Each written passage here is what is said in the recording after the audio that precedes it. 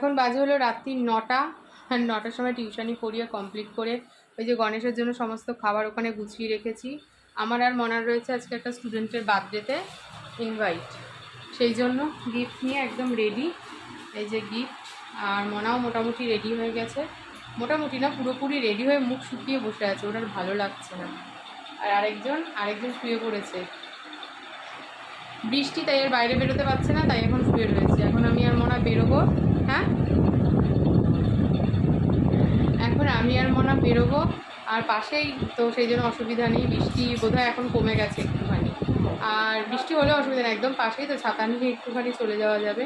তো এই যে লাল চুড়িদারটা পরেছি, আর মনা কি করেছে, মনাকে টপ একটা লেগিংস, মনার একদম হালকা পাতলা সাজ, আমাকে ব্যাঙাচ্ছে, ওনাকে রেখে দিয়ে যাচ্ছি না, তাই চলো বেরোই এখন। আর শরীরটা এখন আগের থেকে একটু ঠিক হয়েছে।